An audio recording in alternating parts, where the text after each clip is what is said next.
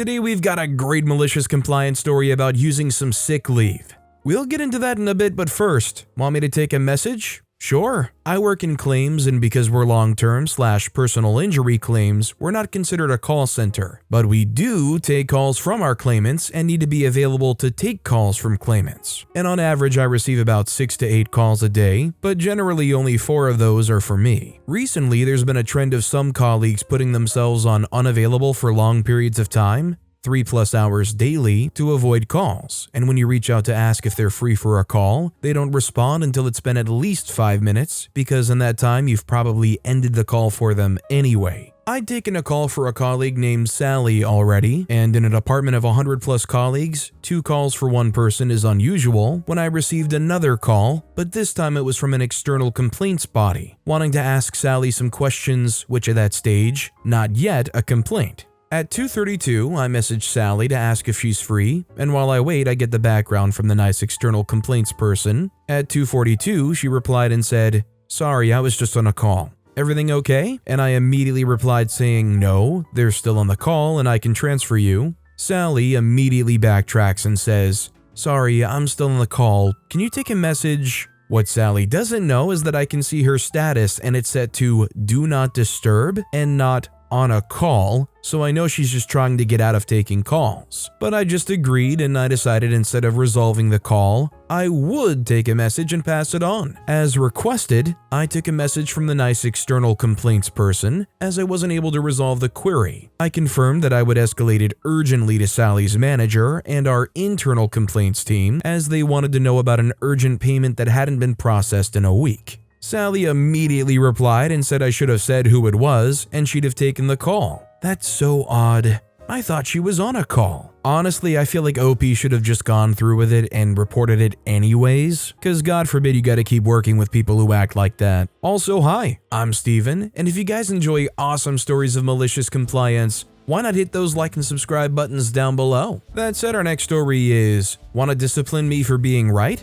I got you. I work for a freight delivery company, drive a semi-truck, and usually go out with 10 to 15 deliveries a day. Our policy is that when you deliver to a residence, you have to take a picture with the work phone as an additional proof of delivery. That is morphed into now if the delivery receipt says residential, you have to take a picture of it, regardless if it's going to a business or a house. There are so many small details on a delivery receipt that can get missed, so this is an important detail. One day last week, I have a delivery for Laura Lopez, name changed. It was being delivered to a construction company that Laura is an employee of. The delivery receipt does not say it's residential.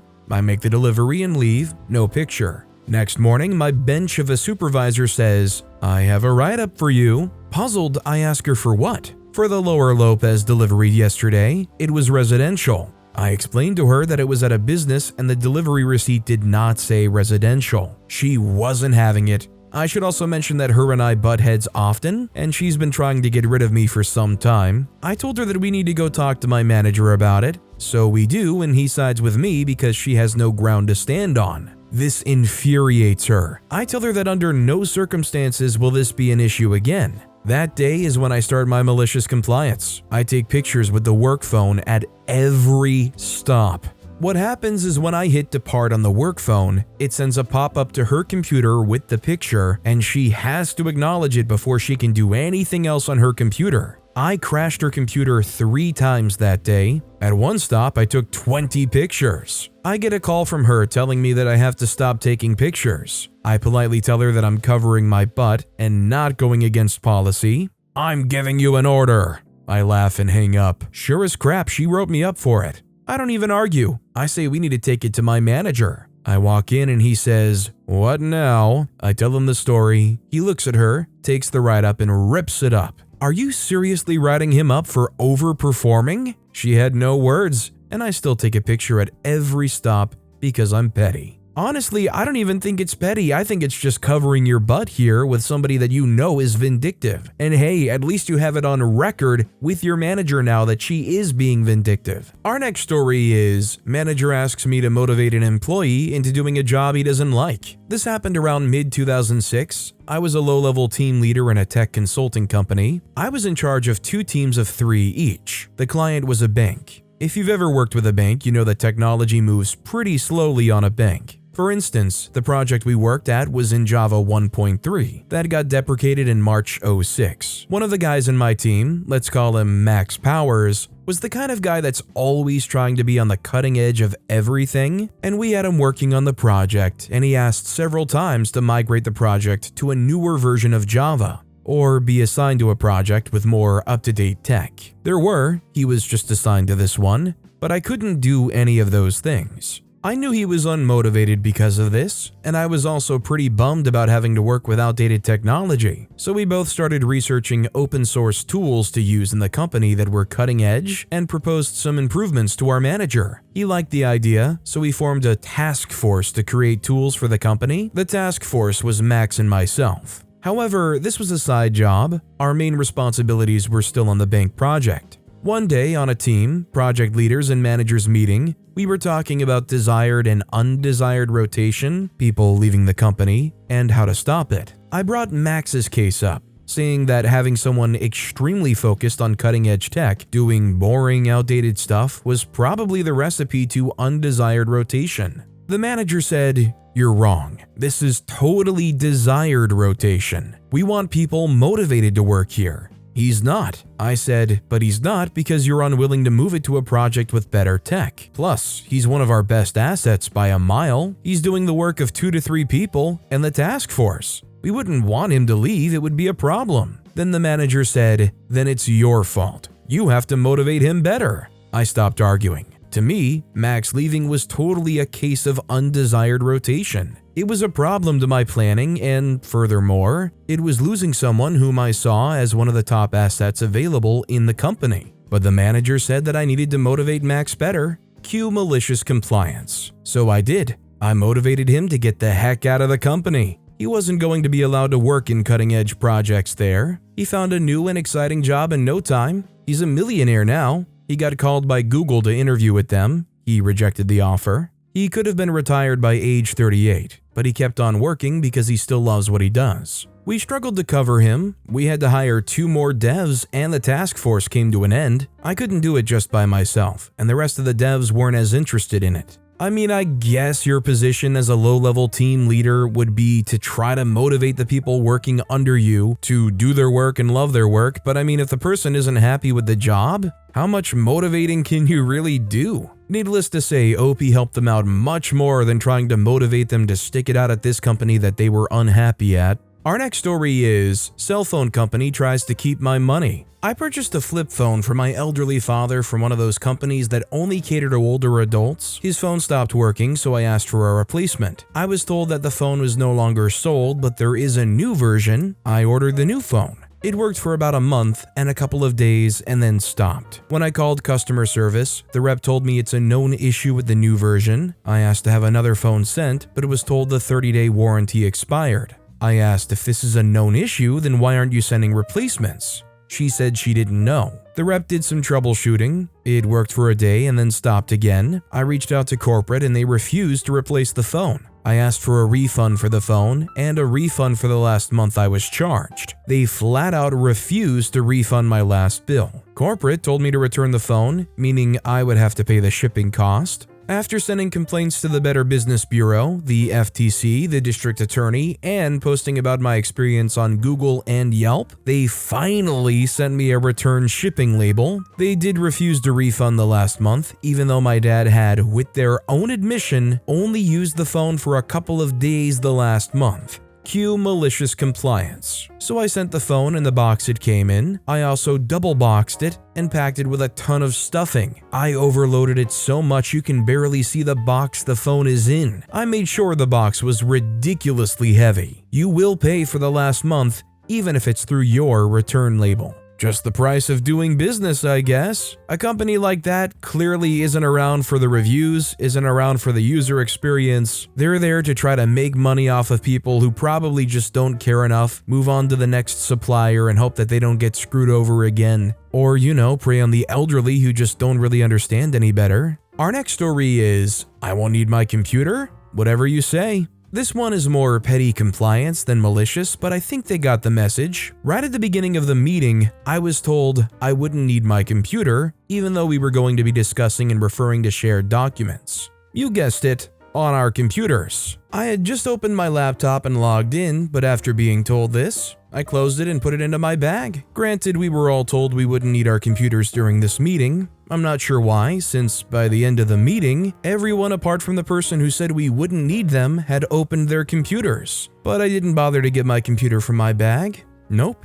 You said I wouldn't need it. You know best. I was so annoyed. Why would they tell us we don't need our computers when we clearly do? How am I supposed to comment on documents if I don't have them in front of me? I mean, I'm just waiting to see the fallout. I'd love to have heard about the petty conversation that went down when they realized OP wasn't able to understand or look at anything they were doing because they weren't using their computer. Maybe the person who called them out for it and said that they don't need the computer realized, oh, I can't call them out on not using the computer. This next story is, Supervisor asked for some help and got exactly what he asked for. Back in college, my supervisor at work always pointed out flaws with what I did. If she asked me to restock item A and I noticed that item B also required a restock, I would find her or a shift lead and ask about it. Turns out it bothered her and distracted her a lot when I did that, because it prevented her from talking the ear off customers. We had a million complaints about a talkative manager who wouldn't let the customers go, so one day I had enough. Not wanting to be written up again for taking initiative, I decided to do exactly what she asked. It was Halloween season, and for some reason the candy shipment for one specific item was delayed. It was a favorite, so we were losing money every day it wasn't in stock. You might be able to guess where this is going. I noticed that the candy had arrived, but she had not noticed the same or had missed the message she got about it, so it wasn't restocked. No one else really cared. It stayed that way for 2 days until she asked me about it, and I told her it's been 2 days. I got an earful, but she couldn't do anything to me. I resigned a month later as I got an internship in my industry, and I later heard this affected her promotion. One of many factors, but I still count it as a win. I'm confused about how if you're going to do your job of restocking and you notice another item needs restocking, that you have to turn around and ask for permission on every single item. I mean, just something in the whole chain of command there is screwed up. Why can't somebody who's on restocking duty restock something that needs to be restocked? Our next story is, time tracking policy encourages sick leave. So in my job, we need to track explicitly our effort and the time that we spent on which tasks. Each day must have at least 8 hours of recorded effort, and if there is not enough work, or for some other reason you're not working productively the whole day, you'll have a hard time to think about where to put your efforts. If you record less than 8 hours, your bonus for the quarter will be less. What a stupid rule, I know. If you don't have enough work,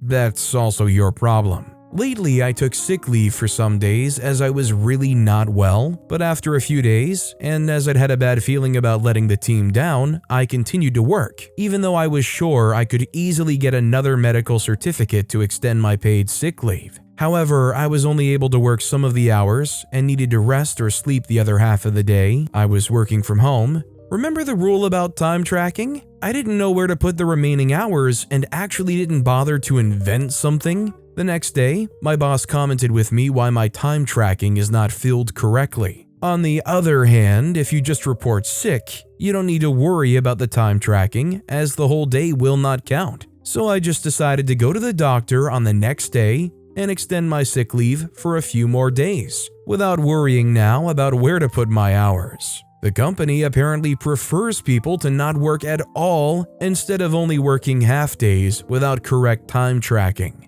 I don't know how that makes sense from a business perspective, but it's not my business. I mean, I could only imagine working a job that you already feel is monotonous or you're kind of over already, and then having to also try to BS some excuses for what you did for all 8 hours, as if we're acting like most people who work an 8-hour job are actually working hard all 8 hours. I think a good thing to point out to managers here, and a good compliance as far as making sure that you're working hard and having something keeping you busy, is how much time is being spent dedicated to filling out this stupid time tracking policy thing. If they're truly that worried about people working hard for all 8 hours, just how much productivity are they losing across all of your employees having to take the time to fill this stupid thing out? But with that being said, That's all the time we have for today. Now, if you want to hear another awesome malicious compliance story, check out that video on the left. Or if you missed my latest video, check out that video on the right. That said, I'll see you all next time with some more stories.